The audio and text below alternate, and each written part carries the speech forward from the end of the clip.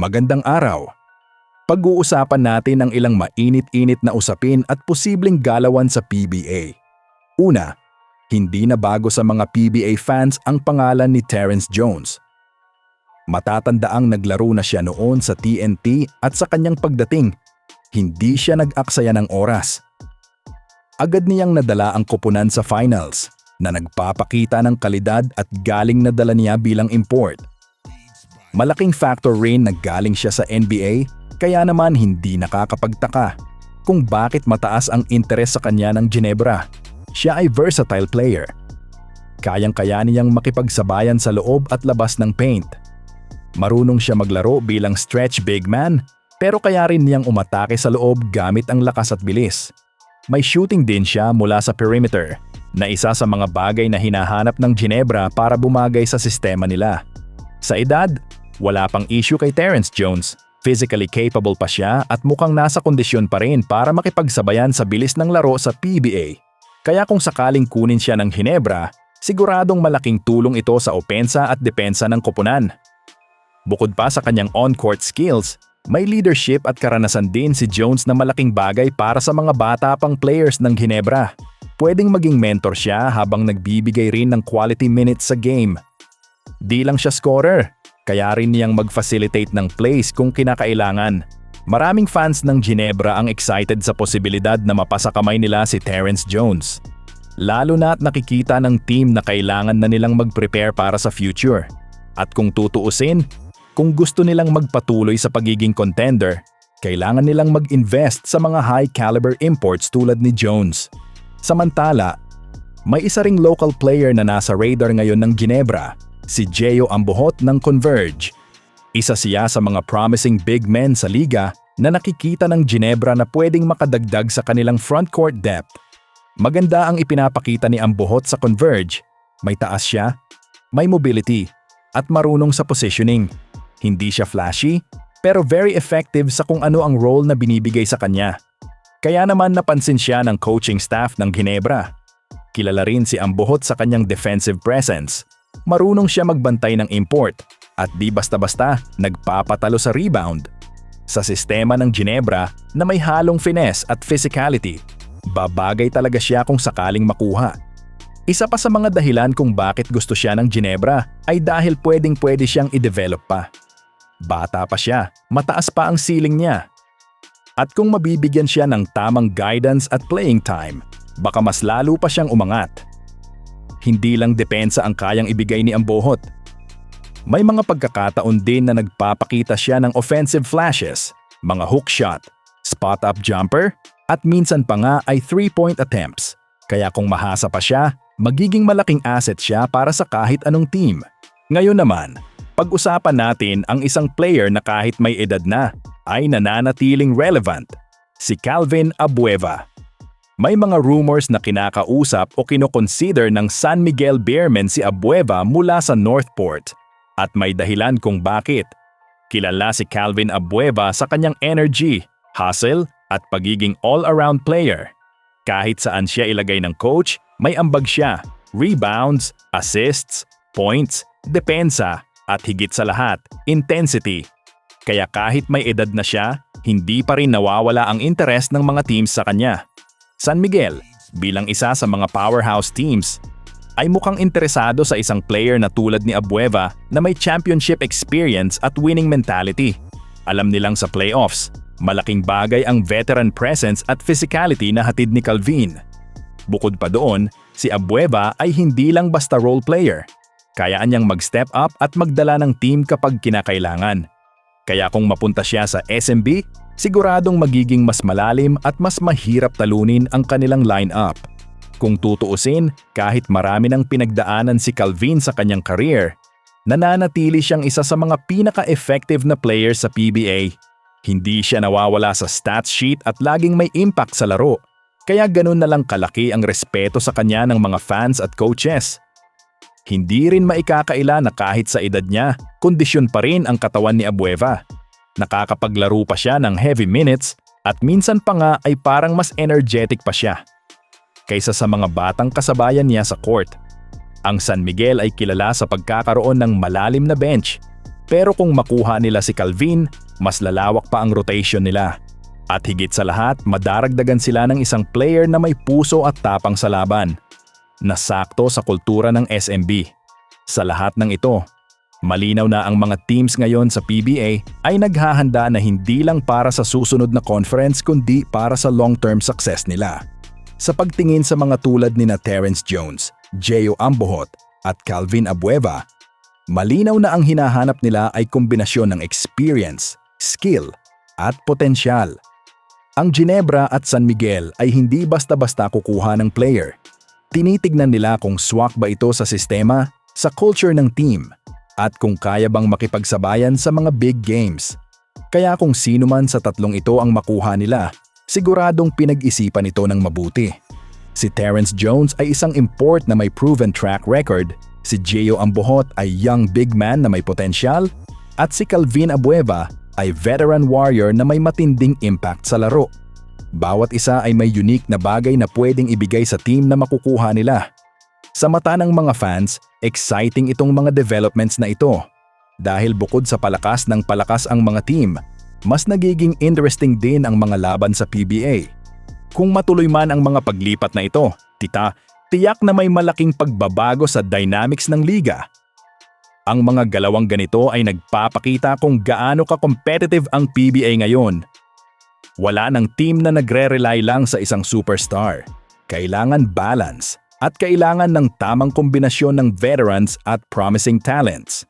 Para sa Ginebra, ang pagkuha ng isang tulad ni Jones ay strategic. Alam nila na habang may mga loyal silang players tulad ni Brownlee, kailangan pa rin nilang maghanda sa mga pagbabago. Hindi maiiwasan ang pagtanda at injury, kaya kailangang may kapalit na handang pumuno sa butas. Para naman kay Ambohot, ang chance na makalipat sa mas malaki at competitive na team tulad ng Ginebra ay pwedeng maging turning point ng career niya. Dito siya mas matututo, mas mahahasa, at mas makikilala. At kay Calvin Abueva, kung sakaling mapunta siya sa San Miguel, isa itong bagong yugto sa kanyang PBA journey. Isang panibagong oportunidad para ipakita na kahit medyo may edad na, kaya pa rin niyang makipagsabayan at magbigay ng quality performance. Sa kabuuan, ang mga moves na ito ay hindi lang tungkol sa pagpapalakas ng team kundi tungkol sa pagbibigay ng bagong pagkakataon sa mga players. Sa isang liga na puno ng talento at kompetisyon, ang bawat desisyon ay may bigat at maaaring magbago ng takbo ng buong season. Kaya sa mga susunod na linggo, abangan natin kung sino ang tuluyang lilipat at sino ang mananatili. Ang sigurado, magiging mas exciting pa ang mga darating na laro sa PBA. Magandang araw! Pag-uusapan natin ang ilang mainit-init na usapin at posibleng galawan sa PBA. Una, hindi na bago sa mga PBA fans ang pangalan ni Terrence Jones. Matatandaang naglaro na siya noon sa TNT at sa kanyang pagdating, hindi siya nag-aksaya ng oras. Agad niyang nadala ang koponan sa finals na nagpapakita ng kalidad at galing na dala niya bilang import. Malaking factor rin na galing siya sa NBA kaya naman hindi nakakapagtaka kung bakit mataas ang interes sa kanya ng Ginebra. Siya ay versatile player. Kayang-kaya niyang makipagsabayan sa loob at labas ng paint. Marunong siya maglaro bilang stretch big man pero kaya rin niyang umatake sa loob gamit ang lakas at bilis. May shooting din siya mula sa perimeter na isa sa mga bagay na hinahanap ng Ginebra para bumagay sa sistema nila. Sa edad, wala pang issue kay Terrence Jones. Physically capable pa siya at mukhang nasa kondisyon pa rin para makipagsabayan sa bilis ng laro sa PBA. Kaya kung sakaling kunin siya ng Ginebra, siguradong malaking tulong ito sa opensa at depensa ng koponan. Bukod pa sa kanyang on-court skills, may leadership at karanasan din si Jones na malaking bagay para sa mga bata pang players ng Ginebra. Pwedeng maging mentor siya habang nagbibigay rin ng quality minutes sa game. Di lang siya scorer, kaya rin niyang mag-facilitate ng plays kung kinakailangan. Maraming fans ng Ginebra ang excited sa posibilidad na mapasa kamay nila si Terrence Jones. Lalo na at nakikita ng team na kailangan na nilang mag-prepare para sa future. At kung tutuusin, kung gusto nilang magpatuloy sa pagiging contender, kailangan nilang mag-invest sa mga high-caliber imports tulad ni Jones. Samantala, May isa ring local player na nasa radar ngayon ng Ginebra, si Gio Ambohot ng Converge. Isa siya sa mga promising big men sa liga na nakikita ng Ginebra na pwedeng makadagdag sa kanilang frontcourt depth. Maganda ang ipinapakita ni Ambohot sa Converge. May taas siya, may mobility, at marunong sa positioning. Hindi siya flashy, pero very effective sa kung ano ang role na binibigay sa kanya. Kaya naman napansin siya ng coaching staff ng Ginebra. Kilala rin si Ambohot sa kanyang defensive presence. Marunong siya magbantay ng import at di basta-basta nagpapatalo sa rebound. Sa sistema ng Ginebra na may halong finesse at physicality, babagay talaga siya kung sakaling makuha. Isa pa sa mga dahilan kung bakit gusto siya ng Ginebra ay dahil pwedeng-pwede siyang i-develop pa. Bata pa siya, mataas pa ang ceiling niya. At kung mabibigyan siya ng tamang guidance at playing time, baka mas lalo pa siyang umangat. Hindi lang depensa ang kayang ibigay ni Ambohot. May mga pagkakataon din na nagpapakita siya ng offensive flashes, mga hook shot, spot-up jumper, at minsan pa nga ay 3-point attempts. Kaya kung mahasa pa siya, magiging malaking asset siya para sa kahit anong team. Ngayon naman, pag-usapan natin ang isang player na kahit may edad na ay nananatiling relevant, si Calvin Abueva. May mga rumors na kinakausap o kinoconsider ng San Miguel Beermen si Abueva mula sa Northport. At may dahilan kung bakit. Kilala si Calvin Abueva sa kanyang energy, hustle, at pagiging all-around player.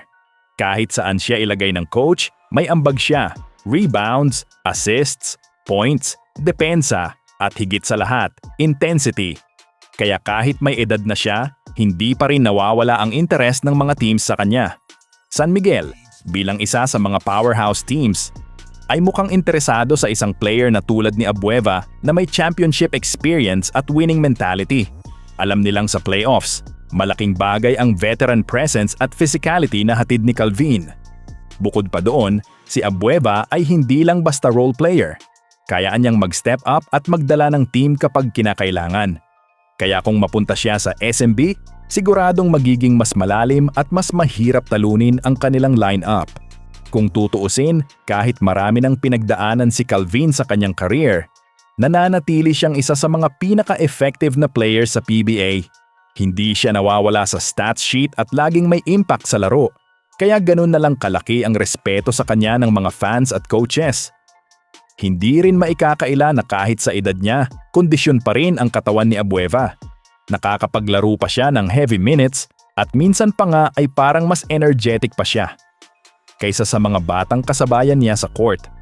Ang San Miguel ay kilala sa pagkakaroon ng malalim na bench.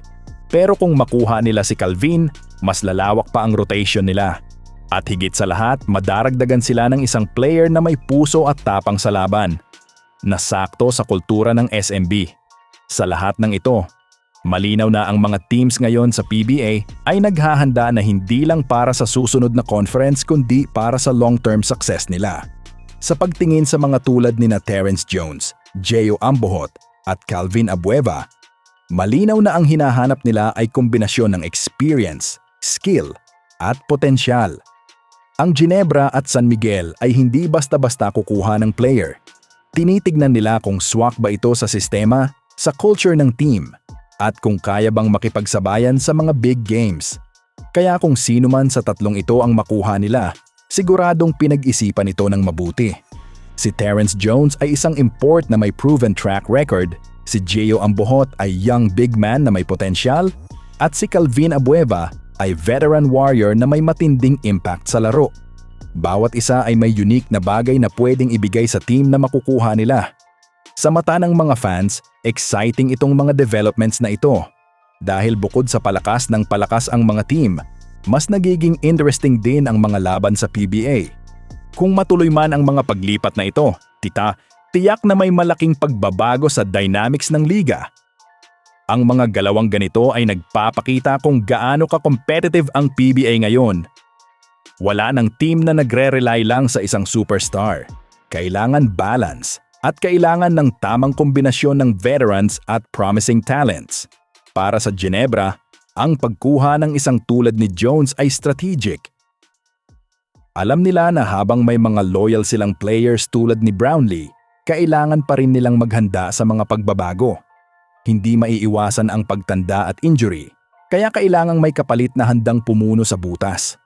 Para naman kay Ambohot, ang chance na makalipat sa mas malaki at competitive na team tulad ng Ginebra ay pwedeng maging turning point ng career niya.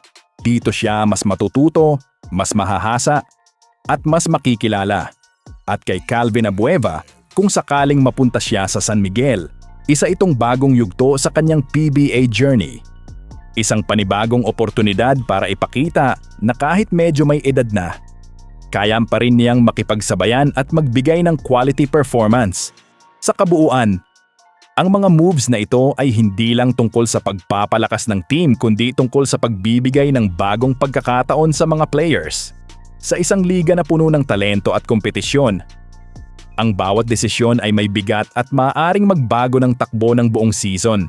Kaya sa mga susunod na linggo, abangan natin kung sino ang tuluyang lilipat at sino ang mananatili.